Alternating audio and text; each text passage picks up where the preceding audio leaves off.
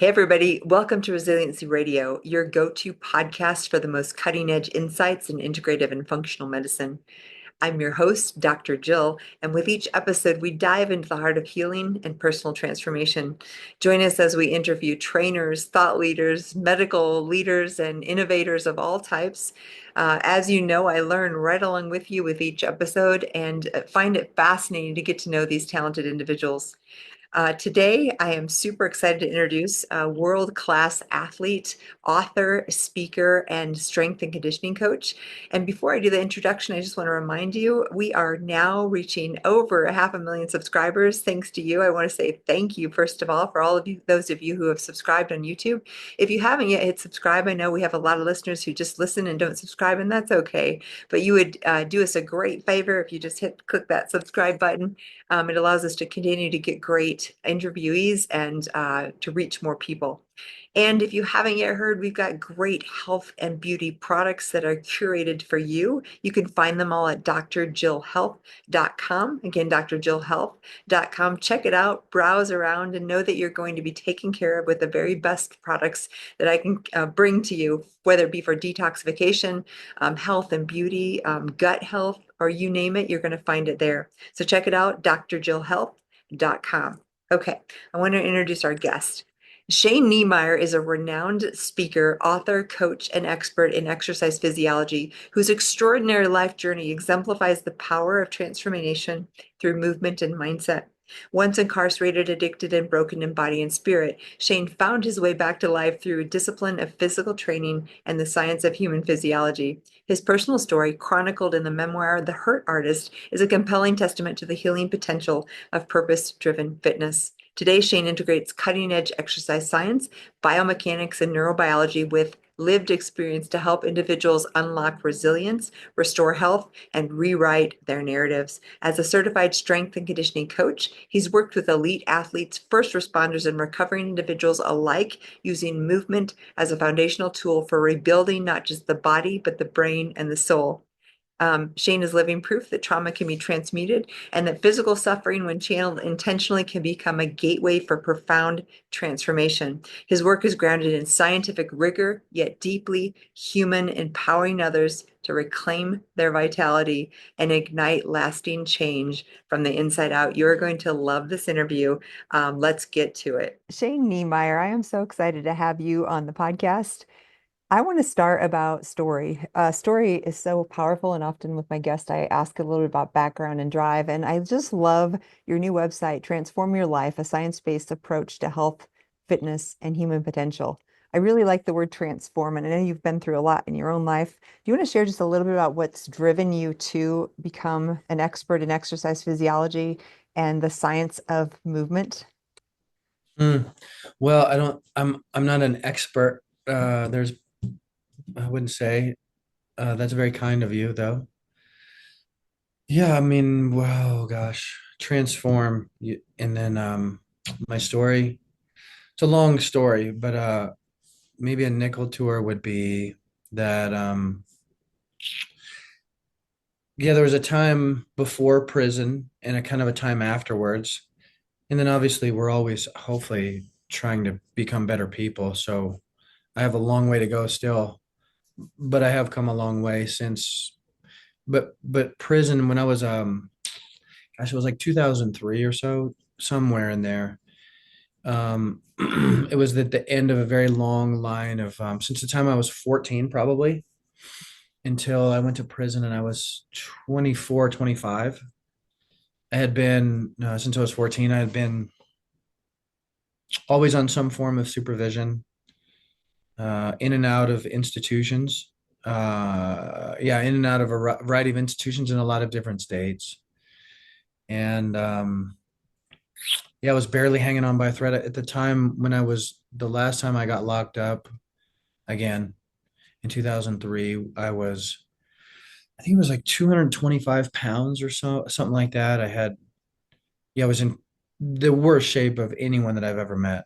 And drugs and alcohol were a big part of my life. And yeah, I had just had a really intense experience in prison where I came to the realization in a kind of a drug, in just an adult detoxing state where I came to a realization about how, essentially how far my life had fallen, Mm. and that it just occurred to me that there was too many things to overcome, that I could never really cobble together a life that was worth living. And I got a hold of an extension cord, and you went figured out when the guards went on rotation, and where I was it was like a dormitory environment. Lights were out. There's two-tier, and yeah, I got a hold of an extension cord and kind of rigged it up in the midst of a really intense, what I guess we would call a suicidal crisis. Yeah. And yeah, rigged up a noose, and then yeah, and then I ended up I jumped off the second story. There was a railing that came up to about chest height, so I was already on the second story of this dorm. It had been lights out at midnight. The guards go out of the pod, and then at some point the it was an extension cord that was attached to, like, everyone's seen one of those janitor's backpack vacuums, kind of. Oh, yeah. So yeah, it was an orange extension cord, and it wasn't strong enough. And I woke up, or when I regained consciousness, I was in the medical unit of the jail awaiting prison. And yeah, I had broken at least one of my feet, maybe both, Hmm. and separated both of my cervical vertebrae, or at least it felt like that. I don't know. I don't have any images. That might be a crazy statement. My neck hurt for a Oh, long time, and I know my foot was broken because it's still kind of disfigured. So yeah, and then and there was so I was in a cell under 24-hour surveillance. The light never went off, and I had a lot of time to think for the next, basically, a little over a year and a half. It was between a year and a half and 2 years. I don't remember. And I spent a lot of time thinking, and yeah, exercise became a really big part of my life. I know that's kind of a long story, but kind of a rough start. Geez, I don't want to, I'm trying not to be a wet towel, but yeah, that's kind of so that was a state I was in, really. I think kind of the worst state someone can find themselves in, close to it, yeah. a state of really utter despair. And yeah, completely out of shape. In you could think of the most out of shape person you've ever met, and then maybe multiply it by a factor of 1.5. And I know you've seen some pretty sick people, but I was Yeah. in some bad shape. And so, anyways, so then in that state, um, God, with a lot of time, and as my systems started to come back online, and I started to detox, we'll say, Yeah. which is something that you know about, just not in that domain, but Right. uh, so yeah, that's how it started. And I remember something, right? Memory is reliably infallible, but I do remember doing push-ups on my knees, Yeah. 5, 8, something like, not very many, Yeah. and being dejected about that. But also, it's only 5 push-ups on my knees, but and built into that, there was a sense of achievement, right? Because before that, I just woke up Yeah. and I had achieved something that looked, and then what I over time, the immediacy of adaptation that I saw in myself, and I've seen hundreds and hundreds of times in other people. It's the feedback is, oh, it's literally immediate. Um, and you're it's observable. So within a couple weeks, I was doing many more push-ups Yeah. and sit-ups and some body weight squats, and um, within months I was, yeah, working out a lot, like an hour a day, and then eventually several hours a day, to the extent that I could. You're pretty limited in prison, but the prison I was in, yeah, stairs. There was a flight of stairs in some of the pods I was in, and lots and lots, and yeah, and then it was transformative, and then not only in my body, but and I think about this all the time with my clients and the people I work with, is um sometimes it's two things simultaneously. It's like one, it's a reclamation of lost capability. Yes, I yes, see that all the time in my clients who are in their 70s and 80s were reclaiming things that they thought were gone. yes. And then but beyond that, there's also an extension of the bounds that were ever available to you.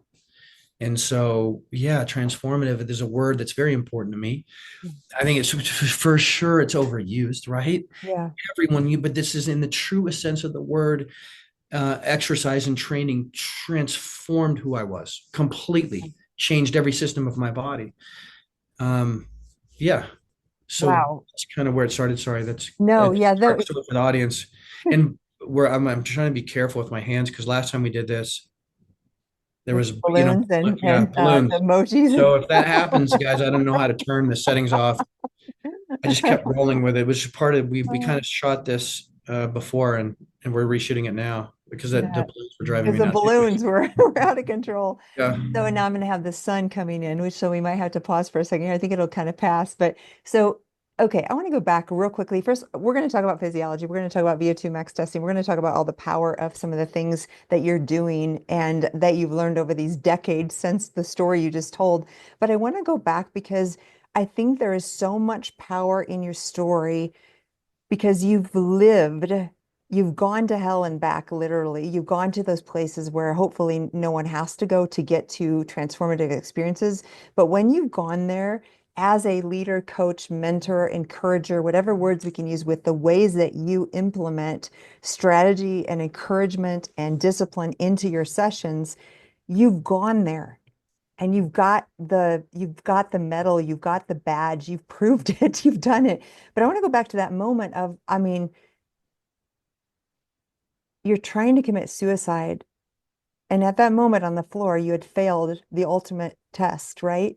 Where did you go from that lowest of low moments to have the glimpse of maybe I could do something different? Because I think that point in your description of well, your experience matters to everyone else out there who is in despair and feeling like they're sick, they can't move, and they're lost. Tell us just a little bit about how did that happen from you getting off the floor to doing the first push-up? Well, but gosh, it was I would like to say it was a moment in time, but it was a mess. Well, mess it doesn't even come within earshot of what the reality was. It was a nightmare. And so the first thought that I had, and again, like this is recollecting it after more than 2 decades, but I remember this, the intensity of that experience is seared into my brain. So every now and then I'll end up talking about it at a talk or something, and the intensity of it will never leave me. I mean, it's diminished over time, but it was yeah, to think that you're in a spot where the only solution, yeah, despair is the belief that my this is what literally what it is. This is the depth. This is thanks to Merriam-Webster, whoever that is, or some, is the despair is the belief that my situation will not improve or change. And so think about what that means. And if you're in a situation that's kind of really felt dire, I was for all intents and purposes homeless, really out of shape. Now I'm a multiple convicted felon and I have been arrested over 30 times by that in 7 different states. It was yeah, just think of a train wreck or a dump, it's a dumpster fire moving through the world. And so I had the intensity of that thinking that it was just overwhelmed. There's no way to describe it. It's an ineffable experience, but you're on fire. Everything, there's alarms that you just need it to stop. Yeah, And so you think you're going to die. yeah, And not only are you think you're going to die, that's what you want. That's the only way to make it end. And yeah. so there was then on the other end of that, then regaining my awareness. So at some point later, there was a feeling of failure and dejection because I even screwed that up. You know what I mean? Trying to keep it PG here, but yeah, I couldn't even kill myself. That was the immediate thing. But it was also combined with the sense of relief, Mhm. like, like a relief, and an awareness and a gratitude for still being alive, you know? Yeah. So it's really weird kind of whole thing. You failed at that. You couldn't even get that right. And also having survived that, the intensity of that experience, which by the way, you know, according to Harvard has a center, the Harvard Injury Control Research Center. I don't know why they call it Wow. that. Yeah. So I guess it turns out people who survive a serious attempt, very like 9 out of 10 times go on to die by natural causes, Hmm. which speaks to the non-lethality. Like if you had a firearm and stuck it in your mouth, Mm-hmm. um, you know, you're not going to really escape that. And if you do, you're disfigured. But I was just very lucky. And I know this is a very long answer to the question that you kind of asked, but there was a feeling of relief and and then but in that embedded in that experience is also an understanding that you're not when you're not afraid to die. Yeah.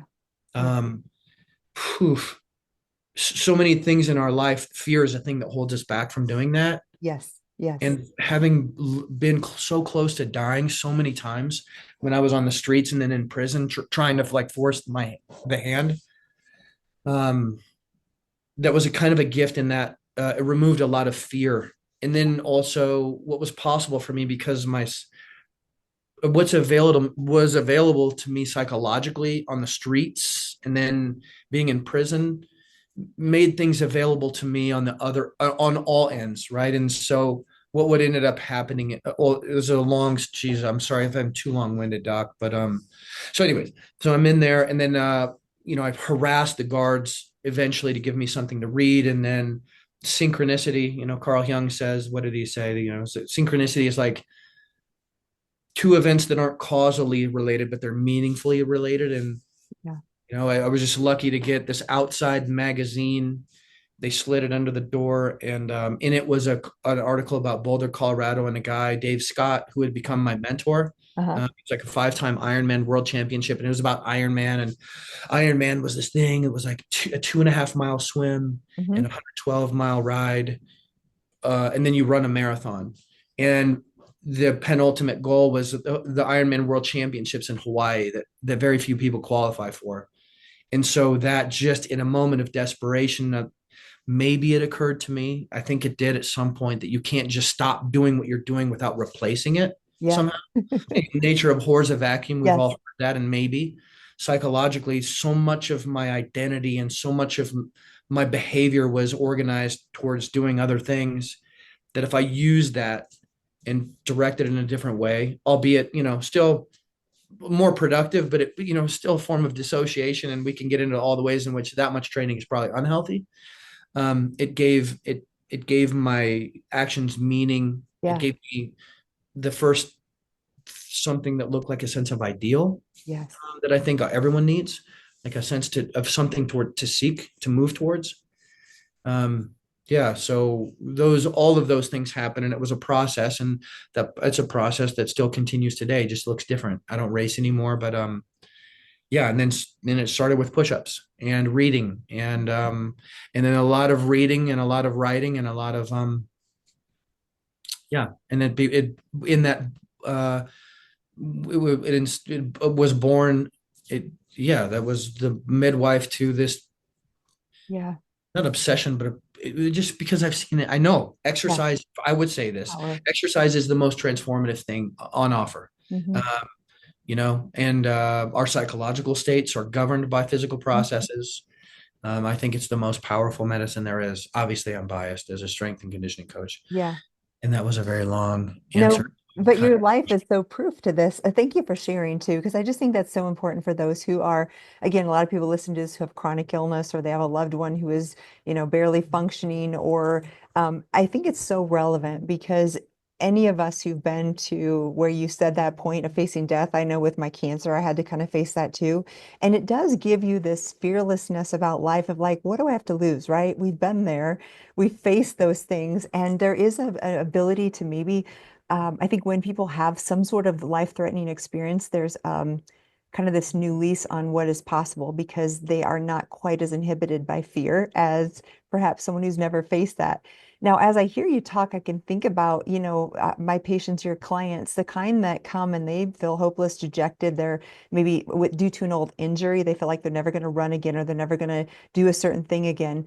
How do you take this, your life lived experience, to go on and be a world champion triathlete multiple times, a placing in Hawaii? How many times did you run the Ironman in Hawaii for the world championship? I think 5 or 6. Yeah, something like that. I mean, going from where you went to do that, you have this story, but how do you look at another person, at a client, when you can see their potential and they can't? Where do you start with them? How do you start to get them out of their own way? Yikes. Well, first of all, I don't want anyone out there, us, to run the risk of thinking that it's all about me. And I always, um, a couple of things that are worth mentioning is that I'm not very smart. I'm not athletic, um, which are proofs of concept because within a pretty short amount of time, um, yeah, within like 5 years after I no, look, it was a lot of short, um, like I really wanted to see if I could qualify for the. Well, first I wanted to finish an Ironman, right? And then the How did goal that became, feel? I just want to pause there. Like the first Ironman you actually finished, what was the emotional state? That had to be just profound. well, it was like it was a process, and then we'll circle back to Okay. people. Yeah.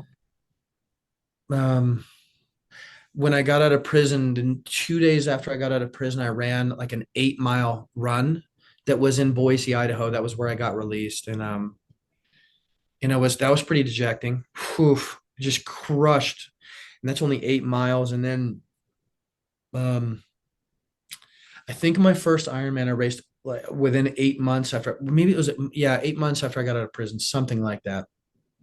And leading into it, I had that half Ironman, and it was in my Sun or excuse me, yeah, Sun River, Oregon, and it was a half Ironman, so it was a 1.2 mile swim, 1.4 mile swim, right, 56-mile ride, and a 13-mile run. And I remember how hard like how I didn't even know that you could that I wouldn't even call it a cramp. It was like my body seized. It was nuts.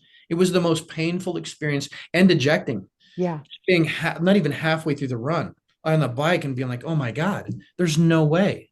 There's no, and on the run, I've never been so sore in my getting on and off the toilet was an entire project. I couldn't walk straight. It was not, it was that was demoralizing. And yeah, so it was a process. But then you finish one. Yeah. And the how it felt was for someone who, and this is true for everyone, right?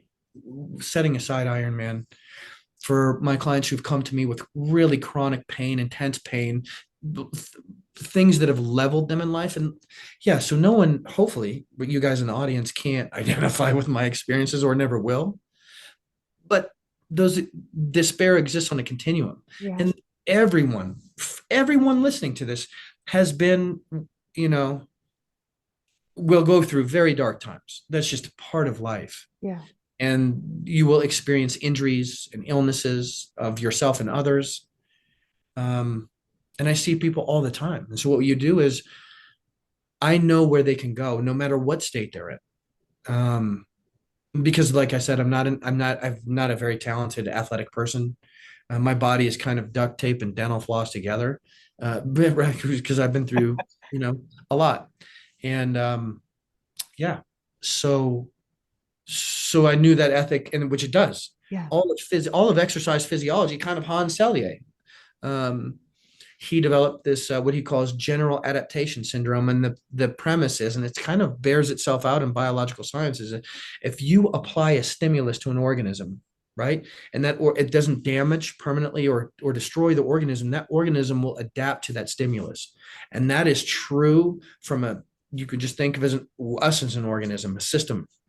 And so what do I do with people? And I've seen people that were in really low places. You know where they can be relative to where they are, and they have no idea, right? Because they're so contracted. Right. The world has collapsed. Yeah. And you just apply Hans Selye's ethic, right? you just take them, or Lev Vygotsky talks about the zone of proximal development. That's kind of how it shakes out. And the zone of proximal development it was a learning model, but it's also a model of development. And it's like, well, there's where you are, right? And we're just going to go 2 to 4%. Yeah. And that there's an extension, and we're just going another 2 and 4%. Oh, we did it. Oh my God. Someone can just email Dr. Jill and tell me how to turn this. So last time it was balloons, but That's yeah, nice. it's a All right. lovely, yeah, it's a good time for it. So So you're bringing them out and yeah, and Mhm. but point being is you just start where they are, and you're just extending and extending and extending, and then so this sounds so dumb and reductionist, but it's true. And it's borderline miraculous to me. And you have to remind people where they started Yeah. within a They couple. forget, don't they? Sometimes it's like They we panic. completely forget. Cindy, your feet could not leave the ground. Yeah. Phil, you could not throw and catch a ball.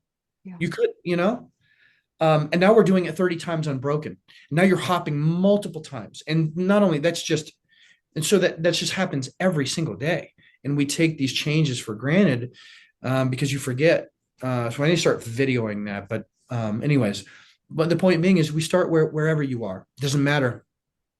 It just doesn't matter where you are, because we will adapt. And same thing if someone has like a catastrophic knee injury or hip injury. Guess what? We're going in for surgery. Guess what? We can move every other joint in your body. So we focus on what we can do. Yeah. And then I just have a lot of the experience to know that where we're heading. And then I have to remind them, you couldn't even stand on one foot. You couldn't. Yeah.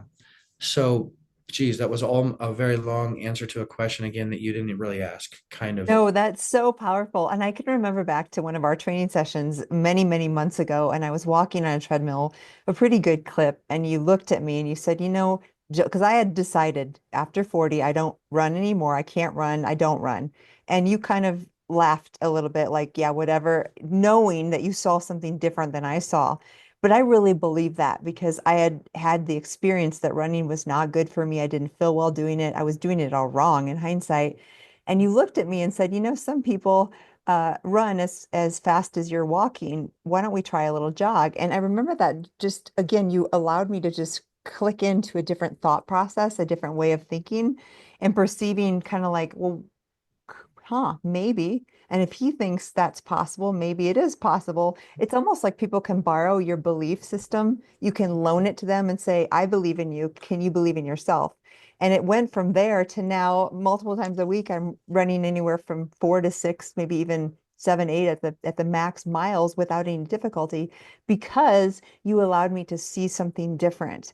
And it really transformed. I was just doing it all wrong before because I didn't have a coach like you. And I can personally say how transformative it's been for you to see something that I didn't ever think was possible.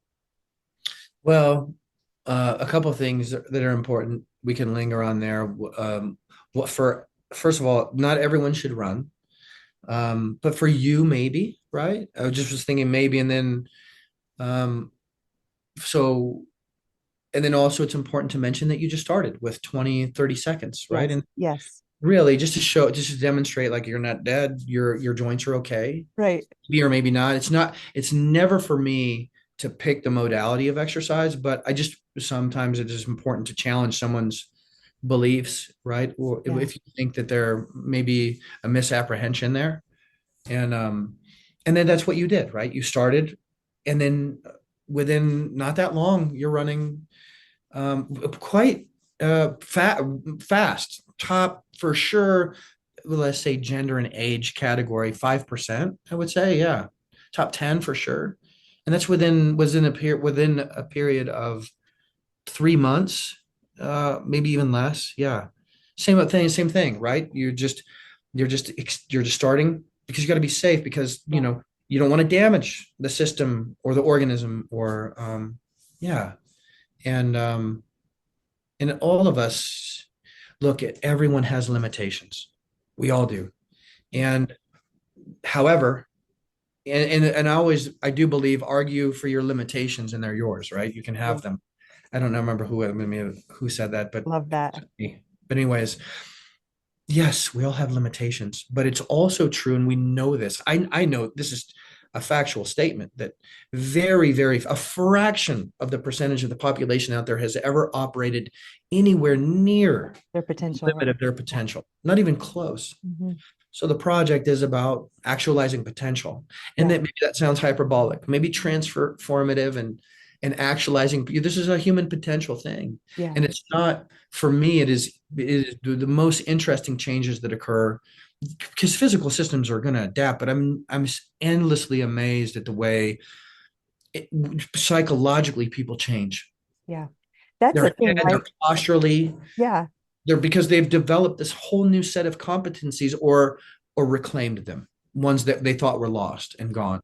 Um, And those physical things translate into their work, into their achievement, into their relationships. So this is really a profound experience for people to become a new version of themselves and to do things they maybe never thought were possible. I know, again, I can speak for myself very clearly on this. Let's talk about one of the biggest reasons I wanted to have you on the podcast was because I feel like as we've talked over the many months, there's this real dearth of information in physicians as far as how to prescribe exercise. And there's many influencers out there saying everyone has a niche of it's all strength training, it's all high intensity interval training. And one thing that I feel like is not being talked about is aerobic exercise. I would love for you to expound just a little bit on the data, the science behind how powerful I think this forgotten ethic is. It's been around for a long time. It's not sexy. It's not that the latest hot topic, but it's actually perhaps the most important factor and predictor of mortality. Do you want to talk a little bit about that? gosh, yeah, there's a lot. Golly, and but one of the challenges with exercise is I wish I could dispense a universal ethic, but I think we can make generalizations, and because one, it's so context dependent. How much time do we have per week realistically? What can we adhere to? And sometimes people are really busy, and sometimes I say, "Oh, that is just not enough." You know what I mean? If you have two 20-minute sessions, I can't. I mean, two 20-minute sessions is better than nothing, but Yeah. and there's 168 hours in the week, aerobically. So, God, exercise. A big component of exercise physiology is based on what's called the bioenergetic continuum. Okay, and that is how we utilize substrates at different intensities, if that makes sense. And substrates, what are substrates? The things we consume, we break them down into substrate: amino acids from proteins, carbohydrates from carbohydrate, right? That's what carbohydrate is. And then free fatty acids from lipids or fats, right? So you've got protein, carbohydrate, and then free fatty acids or from lipids. And they all have a certain, right? You can think of them as calories, and they have a certain amount of energy density. The amount of energy that's wrapped up in a gram of carbohydrate is 4 grams. Excuse me. There's in a gram of carbohydrate, there's 4 calories bound up. In a gram of amino acid or protein, there's 4 calories of energy bound up. In a gram of fat, there's 9 calories of energy, right? There's more than 2 times the amount of energy bound up in fat. And I don't want to get too far into the weeds, but anyways, the bioenergetic continuum is the fact that on this very low end of the spectrum, think it's sleep.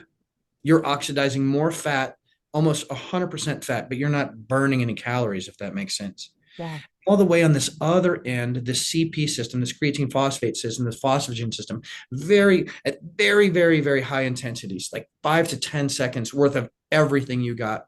It's all carbohydrate. Mm.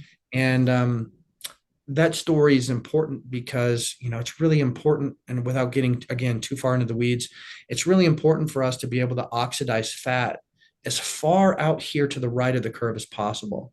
When people aren't metabolically flexible, they're tipping out of fat as the primary source of fuel. And it's always a mix. Yeah. Apparently, it's always a mixture of fuels, but fat is the predominant. Sleep, let's say it's 100% fat, not any calories worth mentioning. Got it. And on as expenditure goes up to the most intense kind of exercise you can do, that's almost all carbohydrate.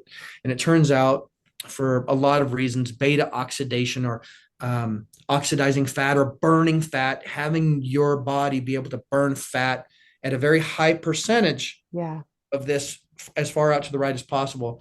Um, a lot of that's happening through the Huh?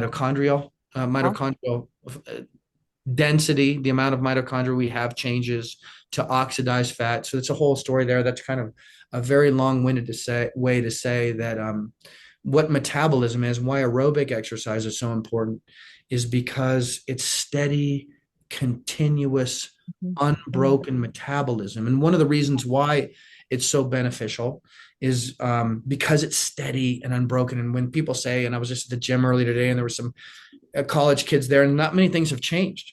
And they'll tell their friends that they were there at the gym. They went and worked out for 90 minutes, and just observing, hundred thousands of workouts, the amount of exercise that's done in that 90 minutes. I'm just those two for Right, sure. right. Maybe 15 minutes, right? Yeah, Nature of it's so intermittent. And look, yeah. strength training is very important. It's very important, but it's not anywhere near the driver of reduction in all-cause mortality and disease Mhm. as aerobic exercises. Actually, the most powerful is combining the two. In the literature, they call it combined training, Uh-huh. CT, they abbreviate it. So obviously, that's really important. That'd be Uh, like aerobic and strength and some. yeah, that's the best. Obviously, we want both, but why the aerobic component? One of the reasons why is because of that steady, Yeah, continuous, unbroken metabolism. Creates a more flexible yeah. metabolism. It drives more flexible metabolism. It also drives vascularization, Mhm. right? So at night when you sleep, you're producing vascular endothelial growth factors that are Yes. laying down new capillary density and vascular infrastructure. It's been shown in a lot of models that even the coronary artery in people who are very fit, it Yeah. triples in size, right? So that surface area. So there we go. There we go again. All these great points. The nitric oxide is part of that too, right? If Maybe. that happens to those guys at home with their, oh man, nuts if I was in a meeting and someone's doing that. Anyway, so vascularization. In fact, aerobic exercise in mice on a wheel Yeah. was the first time that it was ever demonstrated that our bodies produce brain-derived neurotrophic factors, right? BDNF that you've Mhm. heard of. Other nerve growth factors, there's multiple of them, but the most one that a lot of people have heard of is the BDNF, brain-derived neurotrophic factor. Hippocampal area, the surface area in your hippocampus in very fit people is 40 to 60% bigger. That's a really big deal. It's a memory center. Yeah. So obviously that's first principles claim on cognition, Hmm. right? Because not only are we more vascularized, but we're laying down synaptogenesis and balloons. Getting it all. Please forgive me. I have no idea. I'm a moron. I should have figured that out. It's three. Well, Okay. it's great. It's kind Anyways, of making the point. So, so cognition, yeah, central cardiovascular function, obviously, and the list goes on and on. I mean, not to mention increased insulin sensitivity. And yeah, the point is that with aerobic exercise, one thing that distinguishes it from resistance training is just the intensity is lower, obviously, but again, the steady, unbroken, uh-huh, continuous nature of it develops cellular capacity and produces, autophagy. yes, And autophagy is, self-eating, right? Autophagosomes are like, phagocytes, and this whole category of autophagosomes inside the cell, cleaning up vasicles or enveloping metabolic waste, yeah, shuttling it out to the cell membrane and disposing of it. hmm, When muscles are contracting, and they're contracting all the time aerobically, if you're running or riding a bike or swimming, there's a contractile nature, right? Your muscles are contracting. hmm, Um, that's pumping the lymph to excrete that. So there's a whole, literally every system of your body, including immunologically, yeah, is upregulated. And I'm not saying, yeah, it is true. Aerobic yeah, exercise is more yes, important. It is. And that's why the American College of Sports Medicine, which is like the gold standard. In fact, most governmental bodies across the developed world have adopted their minimum recommendations for exercise, which are as follows: kind of nebulous, a little squishy. Um, they say minimums. By the way, minimums, in less than 17% of American hit these minimums, and these minimums aren't enough. They've revised their statement to uh-huh, say to double it, but the minimums are as follows: 2 days of some form of strength training. We'll set that aside. That could mean so many different Yeah. things. And whenever you say strength training to someone, they already have these preconceived notions that in my mind are misapprehensions. Mhm. But so 2 days of strength training, and then 150 minutes of light to moderate aerobic exercise. They've revised that statement to say the benefits are doubled if you double the amount of exercise. So I would say the recommendation is, and they say optimally is 300 minutes A week. of light, yeah, which is a lot, Yeah. and it's a lot, and we're busy, but I mean the standard is the standard, and any amount is better than no amount. That's for sure. 20 minutes is for sure better than none. But the more that you get literally, and there's multiple studies that have been done on VO2 max. So Uh, just for a really practical sake, I mean, you're talking yeah, like an hour, 5 days a week, aerobic activity, ideally, like in a perfect yeah, world. Or I mean, you mhm, could divide it any other way, but or 30 yeah, minutes twice a day for, whatever. yeah, But right okay. there, and there you have it. Yeah. Yeah. And everyone's circumstances are different. Right. And before we even talk about where you want to get to, you got to start where you are. Yes. That's the most important thing, because if you're not healthy, you're not training, and you can reliably get injured if you're starting beyond where you are, going more intense than you should, which is a very common thing I see with aerobic exercise. The intensity is far too high. Mm. Um, there's a profound benefits that happen in what's been popularized as zone two training. But we need access to that entire bioenergetic continuum. So Shane, one thing I really want to be clear about that has I didn't really understand, thinking back to where I was running before I ever met you years and years ago, and then I stopped at 40 thinking I couldn't run anymore. I was doing it all wrong. One thing about that I didn't realize was, like you described, I was going way too hard, way too fast, exhausting myself, causing injury. I actually had two calcaneal fractures at one point. So Right. clearly I was not in a place of really understanding what I was doing. And one thing that you have taught me is how to really stay in the zone two longer, to where I can do 5, 6, 7. I think the max I've done at this point is maybe a little over 7 miles. And it's profound to me that I could go to that level. But part of it is this understanding your whole aerobic continuum that you just described, and then actually personalizing that to the client so that they can stay in the maximum amount of aerobic activity and do these longer distances if they're doing, say a run or some aerobic activity. I want to go back to the basics if people don't understand what this is, like I did years ago, and talk about what are zones. And then I want to talk about this concept of VO2 max. Many people have heard of it, even physicians, and not everybody understands what it is. But one thing that's been so profound as I look at the data, thanks to you, is the power of VO2 max to actually predict all-cause mortality. Do you want to dive into that a little bit and tell us more about how you're using VO2 max in the gym to assess your clients?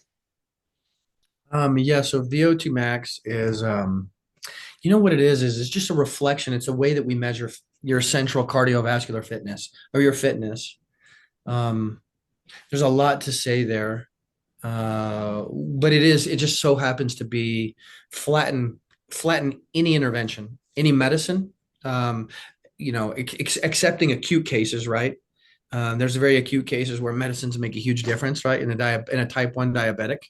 But if you flatten out any intervention known to man, um, it just turns out that the best predictor of a reduction, and forgive me if I'm being too long-winded, you guys, but the best predictor of a reduction in all cause mortality, and that includes, right, obviously cancers, cardiovascular disease is an easy one. We're not grouping like a dementia, Alzheimer's, and cognitive dysfunction in that, but there's been shown to be a 50% right off the top reduction in cognitive decline in everywhere from on the continuum of cognition, from MCI, mild cognitive impairment, all the way to dementias, right? Whether it's Lewy body dementia, or Alzheimer's, or vascular dementia. 50% right off the top if you're in the top quintile, top 20% of age and gender matched VO2 max. And so what VO2 max is essentially, there's different ways to measure it, but you're either using you're using a mixing chamber or breath by breath analysis, and you're putting someone under stress. they get to determine when that's enough, when that what their maximal effort is. They kill it. It's usually done on a treadmill or a bike. And a lot of people use an assault bike, hand and feet bike. But the point of how do we achieve a VO2 max, which is different than a VO2 peak, we're going to get a peak during a test. There's the amount, which the peak is the maximal amount of oxygen that you consumed for that minute. Max is like when you really did everything that you could in that test. And just as a side note, this is kind of tangential, but as a strength and conditioning coach, before I give a clients a VO2 test, I give them a little level of some conditioning first. Right now, anyone listening to this can go to a physiologist's office that has a metabolic cart and or a VO2 master, which is just a portable. That's a whole nother story. But sticking with this tangent that I'm on, and they will get slammed into a test. Sometimes they'll be given a test on a bike. Their legs will reliably fail if they're not a pretty seasoned cyclist. Their legs will fail before their lung capacity will. Does that make sense? Yeah. Lactate will accumulate. The muscle in their legs will fail before they were able to maximally consume an amount of oxygen. So the treadmill test is kind of a gold standard. You're kind of using your ambulatory, so you're using your arms as well as your legs. More body movement is going to help you consume more oxygen. It's going to drive more oxygen consumption. And the point is, so I give most of the people I work with some level of conditioning so they know what incline feels like. And obviously, for older clients or clients at risk, we need to get an ECG first. Accepting all of that, what is VO2 max? It is me or a clinician or anyone in your area who has a metabolic cart. And ideally, there are units out there that just measure your oxygen consumption. But a metabolic cart you have a respirator that's hooked up to, in my case, is a mixing chamber.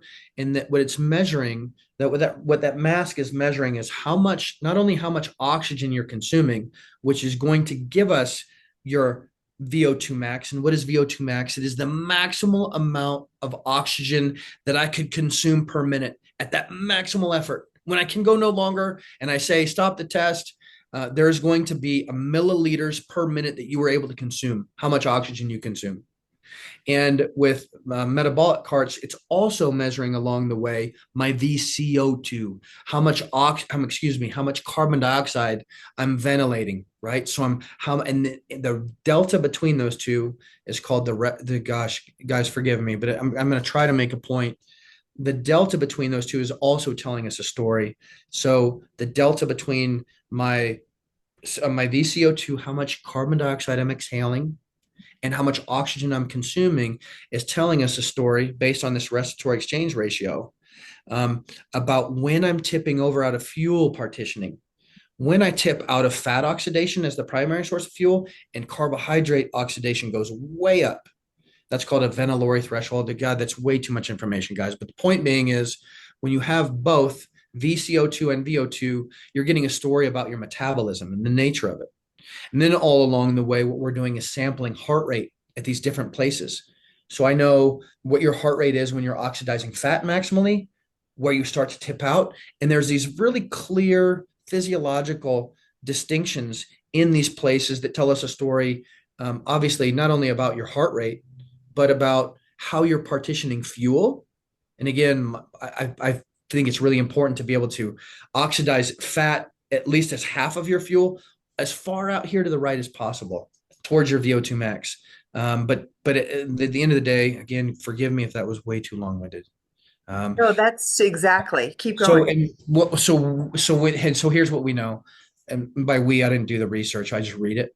And there's a lot of some of the most well-done studies, because if you think about what everyone that studied exercise science that went through a college and got their degree in exercise physiology, they had a metabolic cart. They've got some exposure to that.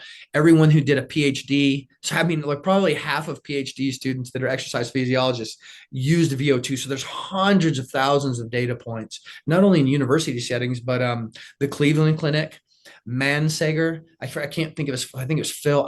Sorry. Dr. Mansager, if I'm butchering it, but Cleveland Clinic, 122,000 participants, right? Long-term study. I think it was 14 years. Forgive me if that's not true.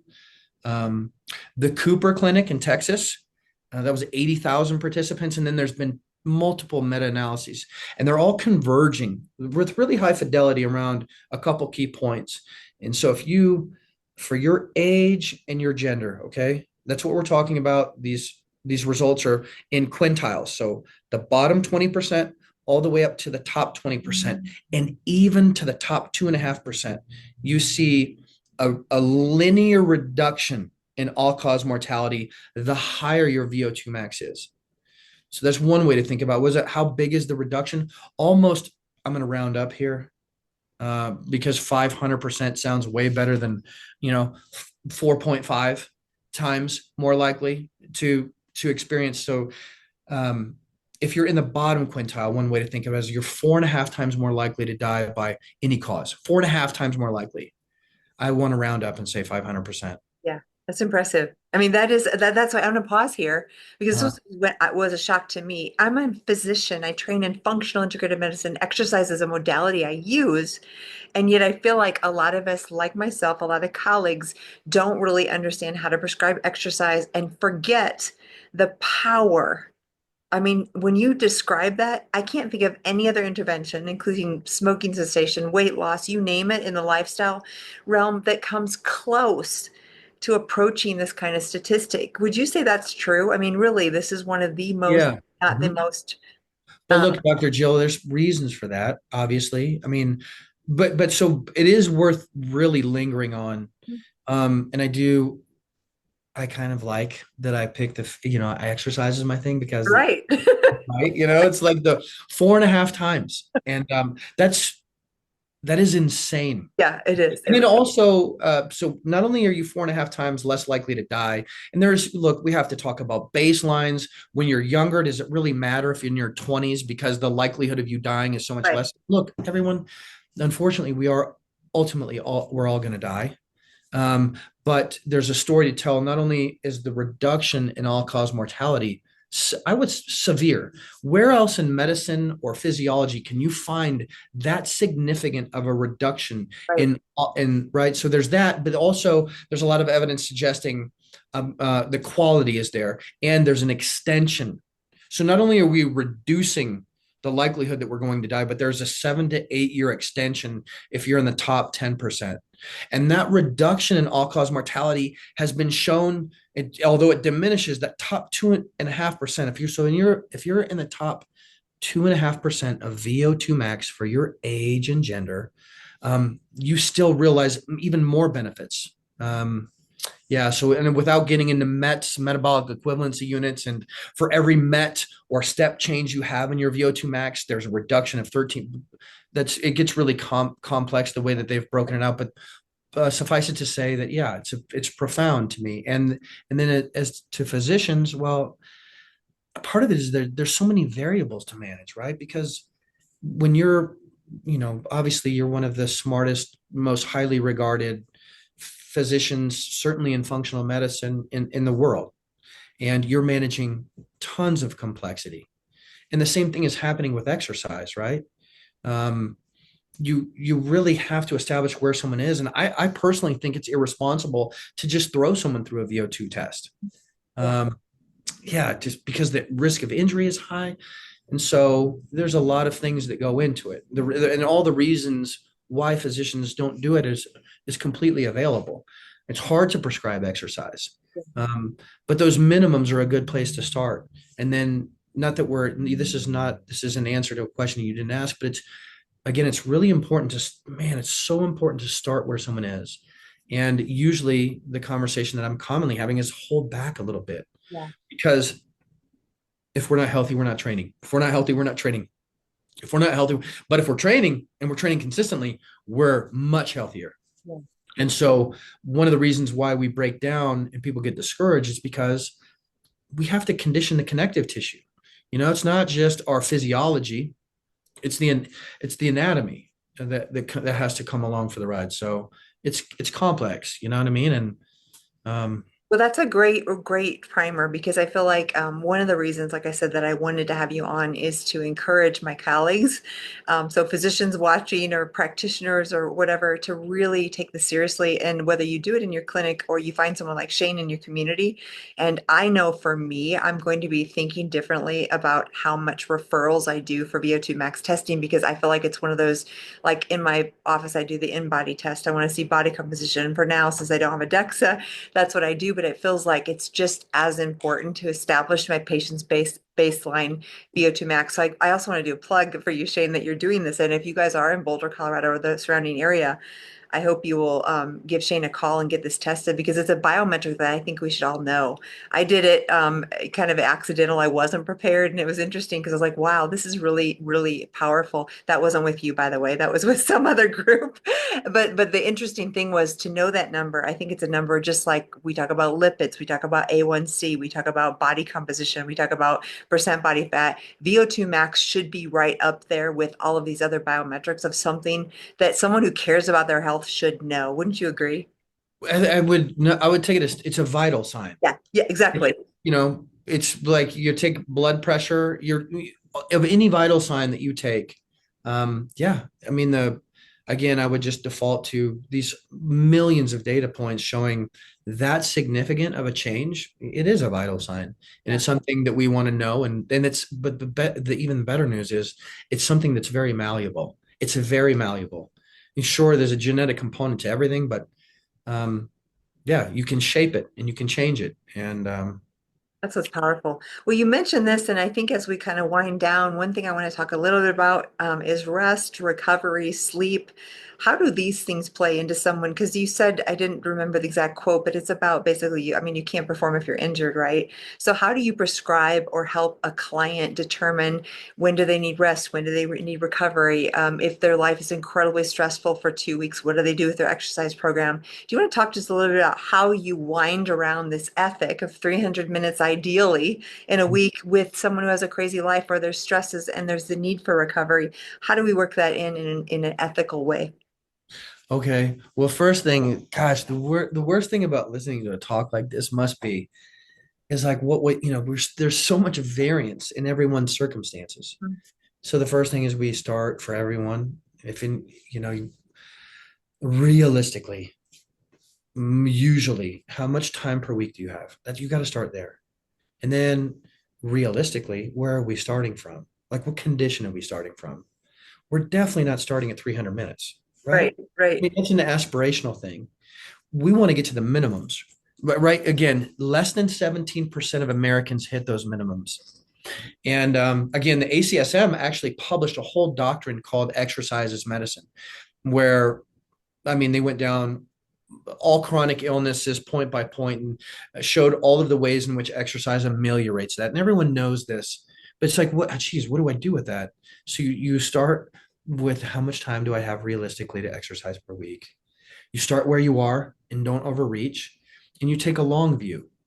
And and I think we remember that who we are psychologically, spiritually, the soul that's, you know, trapped in this meat machine that moves us through the world really influences how we feel. It influences our experience of the world. And so yeah, just like before I ever talk to anyone about where to start, you just start wherever you are. And then within the confines of doing as much as you can possibly. So with rest and recovery, um, the science of sleep has been super interesting to me for a very long time, and I've gone down some pretty severe rabbit holes looking at literature and going to sleep conferences virtually. And yeah, I mean, if sleep is it's the bedrock, right, for all health, and if you're not sleeping, man, you can't really do much. And that is one thing actually that militaries across the world have tried to figure out. How do we get, you can't, no one's, you know, you can't hack sleep. um so there's, you got to get at least 7 hours a day, I would say.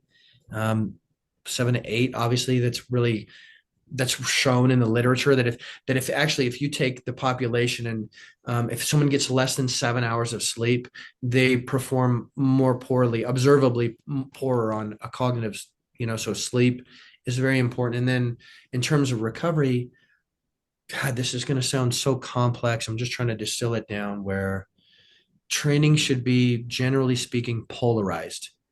80, let's say, just say 80-20. And this is true. This is borne out in the literature, but 80% of your training should be aerobic, pretty light, just beneath the ventilatory threshold. What do I know? Is a ventilatory threshold. You could think of it as the way in which you can talk and you're a little labored, but you can still talk. And anytime you tip over into really labored and it's hard to talk, that's probably close to the ventilatory threshold.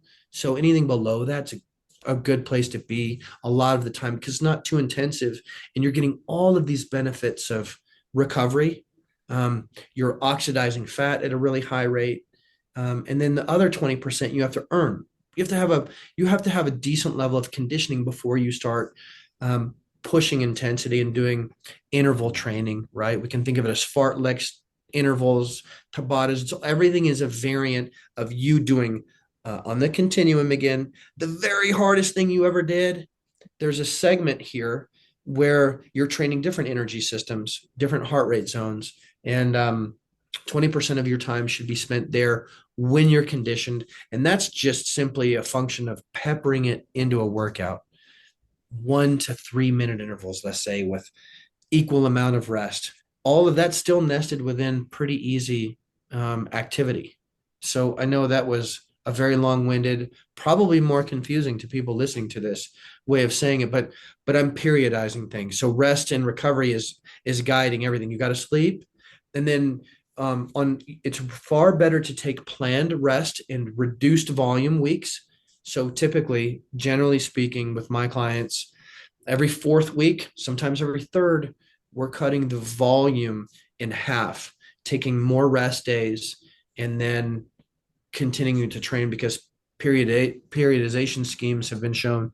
That's what our Olympic athletes do. That translates directly to us because our bodies, those adaptations manifest themselves. All of those structural changes manifest themselves only when we're recovering, right? And God, did any of that make sense? I don't know. No, that's perfect. I just wanted people to get to really, really, I mean, we talk about this reaching for these goals and all of that, but sleep as a foundation, rest and recovery, I think are also equally important. And I want to make sure that we just address this whole cycle. Yeah, and even, sorry to interrupt you, Dr. Jill. I'm sorry. Even within a session, like there's so many metrics of recovery that are real, like heart rate variability. What's my heart rate recovery within a session? Like how much range do I have? How many beats does my heart rate drop from the ceiling to the floor? How quickly does that happen? That's an element of recovery. Your, heart rate variability is a metric of it. It's incredibly important. Sorry to interrupt you.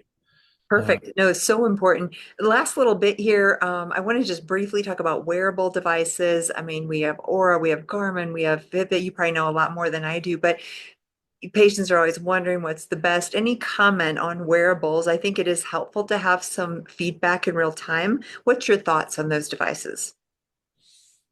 Yeah, so I have a Garmin. I'm partial coming from that world. Garmin was like the leader in the space, and now Apple Watches are great. And I'm kind of a wearable like a watch person because Aura rings are fantastic. Certainly for tracking sleep, they're probably the gold standard.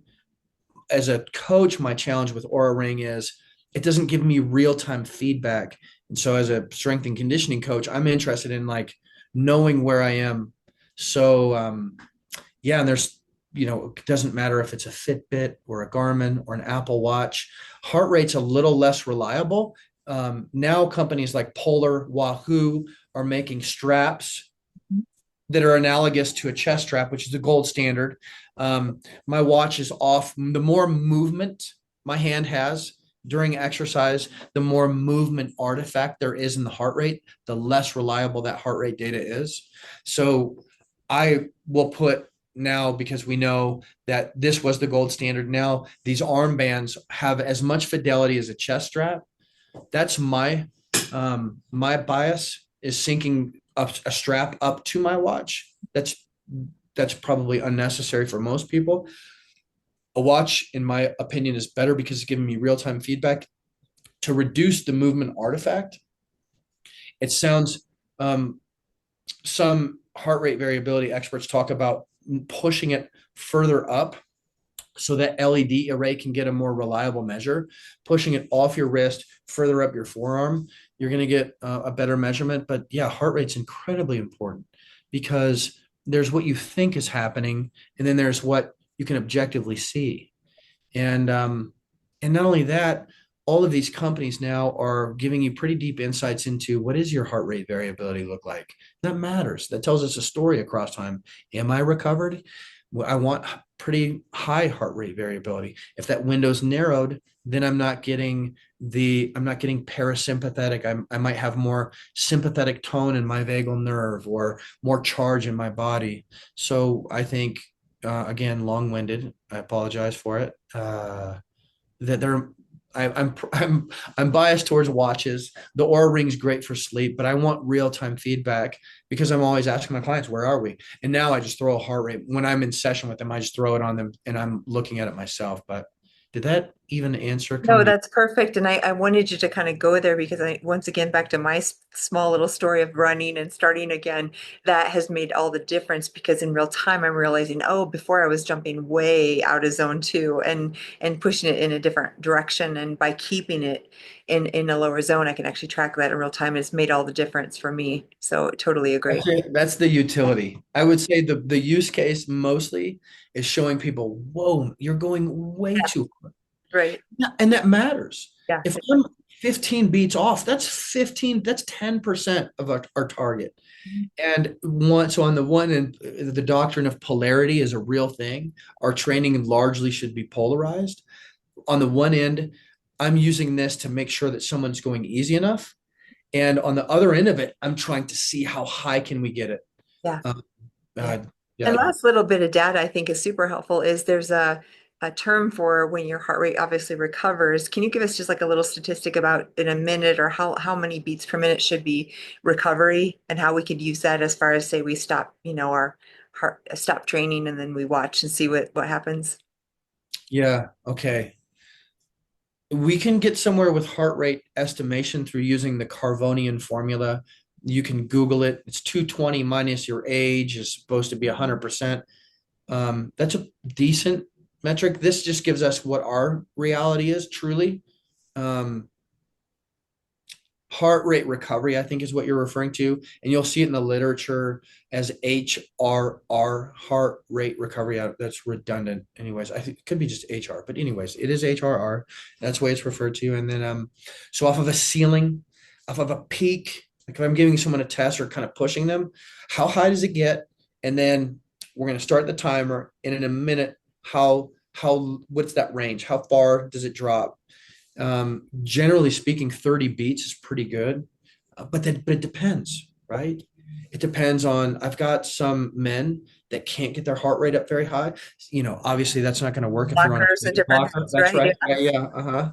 And so, yeah, blockers really work, don't they? Holy cow. Yeah. But yeah, it's different for everyone, but generally speaking, that right philosophically, um, is a reflection of your ability to switch from a sympathetic charge. I'm the world that I live in all the time. It's like, oh my God, everything's, a lot of sympathetic charge, to parasympathetic. How quickly can I switch and be, Covered. a lot of times I will have people be like, hey, look at that. And don't be victimized by it. Be an active participant. Yeah, let's do it. Yeah. Like, can you get in touch Mhm. and can you be an active participant in trying to Mhm. let that heart rate come down? There's a story there, and it is true of people who are more fit.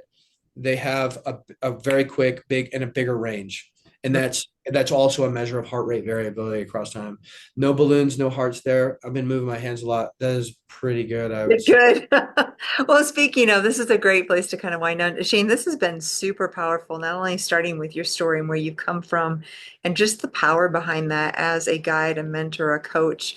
It's profound, and I thank you for sharing that. And I'm sorry you had to go through it, but wow, It's powerful, and we all have a story, and I love inspiring people out there with story because we all have that, and it's the transformative power of story.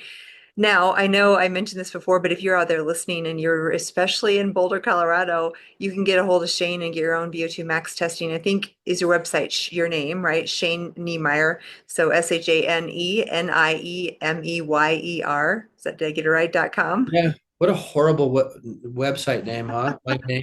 Good luck spelling it. So if you guys are interested in learning more about VO2 max testing, or if you're in the neighborhood and you want a trainer, Shane is also offering, I think, monthly individual sessions. You can find it all on the website. But most of all, Shane, thank you for coming on. Thank you for sharing your story. Thank you for sharing your wisdom. It's powerful, and I think more physicians and clients and patients need to embrace this ethic. I think there's nothing more important that we could talk about. Dr. Joe, thank you for everything. And thanks for having me. You're And welcome. these days, I'm gonna have to interview you because you're the one that should be talking on these things. I have a feeling. Hey, everybody. Hope you enjoyed that great episode with Shane Niemeyer. Again, if you want to know more about VO2 max testing or training virtually, in person, or monthly, you can find Shane at shaneniemeyer.com. It'll be in the show notes here, ShaneNiemeyer.com. And I just am so excited to share the power of VO2 max testing and just the ethic around including exercise. If you're a physician, if you're a client, if you're a patient, there's really nothing more powerful. So it's really exciting to share that information with you. As you know, you'll see a new episode every Wednesday. So please, if you have not yet hit subscribe on YouTube or left us a review wherever you watch podcasts, we would love to hear from you. If you want to leave comments below, I am in here and it's me personally answering your questions. So feel free to comment or ask any questions that you want.